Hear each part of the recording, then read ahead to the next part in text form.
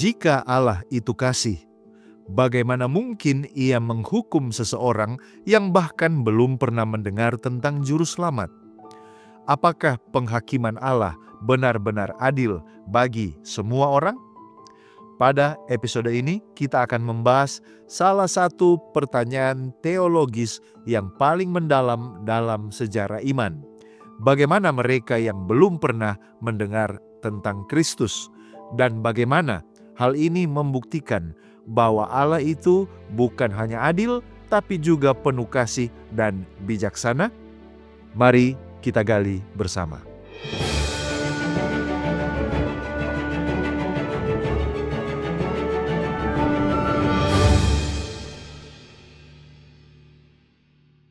Yang pertama, kita lihat bahwa pertanyaan ini muncul karena dua kebenaran besar di dalam Alkitab. Yang pertama, hanya melalui Kristuslah manusia diselamatkan. Tidak ada nama lain di bawah kolong langit yang diberikan kepada manusia yang olehnya kita dapat diselamatkan, menurut Kisah Rasul 4 ayat 12. Tetapi juga yang kedua, Allah itu adil dan Dia tidak berat sebelah. Roma 2 ayat 11, sebab Allah tidak memandang muka. Jika dua hal ini adalah benar, maka kita harus menemukan bagaimana keduanya bisa berdampingan tanpa bertentangan. Kristus sebagai satu-satunya jalan keselamatan, dan Allah yang adil terhadap mereka yang belum mendengar tentang Kristus. Mari kita lihat pengetahuan umum tentang Allah. Alkitab mengajarkan bahwa bahkan tanpa mendengar Injil, manusia tetap memiliki pengetahuan dasar tentang Allah melalui ciptaannya. Roma 1 ayat 19-20 berkata, "Sebab apa yang dapat mereka ketahui tentang Allah nyata bagi mereka, karena Allah telah menyatakannya kepada mereka. Sebab apa yang tidak nampak daripadanya, yaitu kekuatannya yang kekal dan keilahiannya, dapat nampak kepada pikiran dari karyanya sejak dunia diciptakan." Dengan kata lain, alam semesta adalah kitab pertama yang menyatakan keberadaan Allah.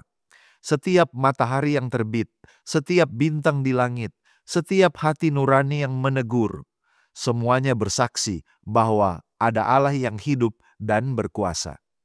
Tetapi, apakah pengetahuan umum ini cukup untuk menyelamatkan manusia? Jawabannya tidak.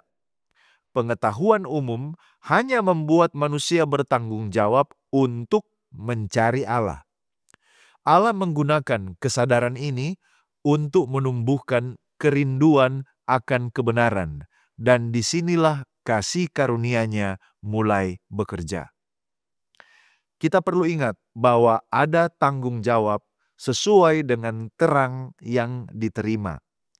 Prinsip besar di dalam Alkitab adalah ini: Allah menghakimi setiap orang sesuai dengan terang atau pengetahuan yang telah mereka terima.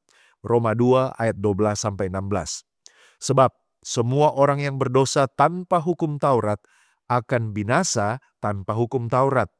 Dan semua orang yang berdosa di bawah hukum Taurat akan dihakimi oleh hukum Taurat.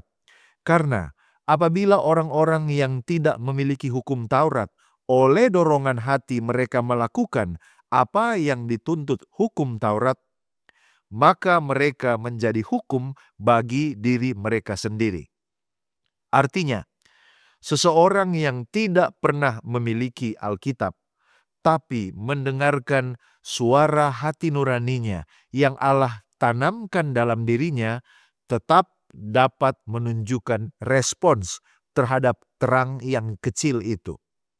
Dan Allah memperhitungkan respons itu di dalam penghakimannya. Allah tidak akan menghukum seseorang hanya karena ia tidak tahu.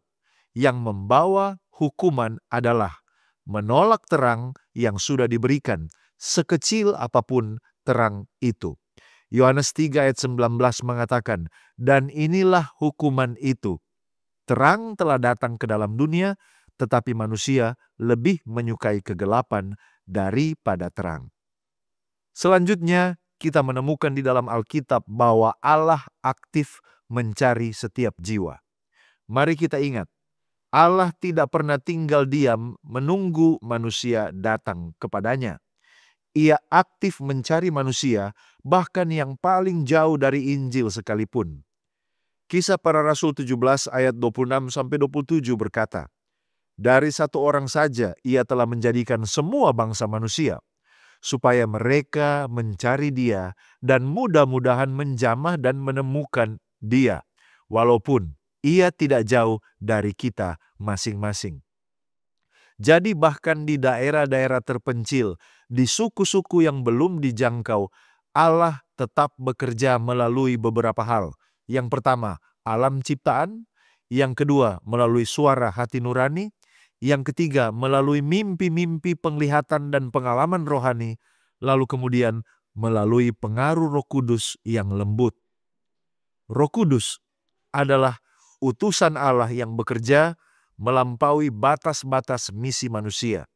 Ia dapat menanamkan kerinduan akan kebenaran, bahkan di hati seseorang yang belum pernah membaca Alkitab sekalipun. Dan Alkitab penuh contoh bagaimana Allah memimpin orang non-Israel tetapi tulus mencari kebenaran. Seperti Kornelius, seorang perwira Romawi yang belum mengenal Kristus secara pribadi, tetapi dia sudah berdoa dan berbuat baik. Allah mendengarkan doanya, lalu mengutus Rasul Petrus untuk memberitakan Injil kepadanya menurut Kisah Para Rasul 10. Selanjutnya pertanyaan tentang kedaulatan Allah dan keadilannya. Pertanyaan yang sering diajukan adalah, kalau Allah itu berdaulat, mengapa Ia tidak membuat semua orang mendengarkan Injil? Jawabannya ada dalam karakter Allah itu sendiri. Ia berdaulat, tetapi juga Dia menghormati kebebasan manusia. Ia mengutus anaknya untuk semua manusia, tetapi Ia tidak memaksa siapapun. Ia menghendaki supaya semua orang diselamatkan dan memperoleh pengetahuan akan kebenaran, menurut 1 Timotius 2 ayat 4. Namun, Allah juga tahu setiap hati manusia, siapa yang akan menanggapi terang dan siapa yang akan menolak. Mengapa? Karena Ia Maha Adil. Ia tidak akan memperlakukan orang yang tidak punya kesempatan sama seperti yang menolak terang secara sadar.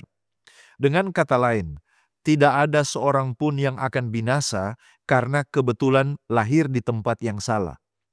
Jika seseorang dengan tulus mencari Allah dengan terang yang ia punya, Allah akan menuntunnya pada kebenaran yang lebih besar, bahkan hingga kepada Kristus sendiri. Muncul pertanyaan bagi orang Kristen, mengapa kita tetap harus memberitakan Injil? Jika Allah bisa menyelamatkan orang tanpa mendengar Injil, apakah itu berarti kita tidak perlu memberitakan Injil? Sama sekali tidak. Yesus berkata, "Pergilah, jadikanlah semua bangsa muridku." Matius 28 ayat 19. Pemberitaan Injil adalah alat utama Allah untuk menyelamatkan manusia dan memperluas kerajaannya.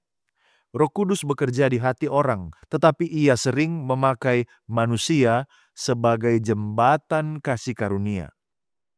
Ketika kita memberitakan Injil, kita bukan sekedar menambah jumlah pengikut, tetapi menjadi alat bagi Allah untuk membuka mata orang terhadap terang keselamatan. Dan semakin banyak orang mengenal Kristus, semakin besar pula sukacita dan kemuliaan di sorga. Jika demikian, apa pesan praktis dan pengharapan dari pelajaran ini? Bagaimana dengan mereka yang belum pernah mendengar? Jawabannya adalah, mereka akan dihakimi dengan adil berdasarkan terang yang mereka miliki. Allah tidak pernah salah dalam menilai hati manusia. Dan tidak ada seorang pun yang akan binasa tanpa terlebih dahulu memiliki kesempatan untuk menanggapi kasih Allah, sekecil apapun bentuknya. Tetapi bagi kita yang sudah mengenal Kristus, tanggung jawab kita jauh lebih besar. Kita telah menerima terang yang penuh, maka kita dipanggil untuk membagikan terang itu kepada dunia yang masih dalam kegelapan. Sebagai kesimpulan, sahabatku, Allah tidak kejam. Ia bukan hakim yang menghukum tanpa bukti. Ia adalah Bapa yang penuh kasih, yang ingin semua anaknya kembali kepadanya. Kita mungkin tidak tahu bagaimana setiap kasus individu itu diadili, tetapi kita tahu siapa hakim itu, dan Dia adalah adil, bijaksana, dan penuh kasih. Suatu saat nanti, ketika tabir penghakiman Allah dibuka, seluruh alam semesta akan berkata, "Adil dan benar segala jalanmu, ya Raja segala bangsa." Wahyu 15 ayatnya yang ketiga. Tidak ada satupun orang di sorga yang akan merasa, tidak seharusnya aku di sini, dan tidak ada satupun yang di luar sana yang bisa berkata, aku tidak punya kesempatan. Semuanya akan tahu bahwa Allah benar dalam segala keputusannya. Sekian dari saya, mari kita menggali firman Tuhan untuk memperluas wawasan dan mengharapkan terjadi pertumbuhan kerohanian. Jika Anda merasa diberkati dan dicerahkan oleh pembahasan ini, silakan bagikan video ini kepada orang-orang terkasih. Kita akan berjumpa kembali pada episode berikutnya, hanya di Depth Inside Growth. Tuhan Yesus memberkati.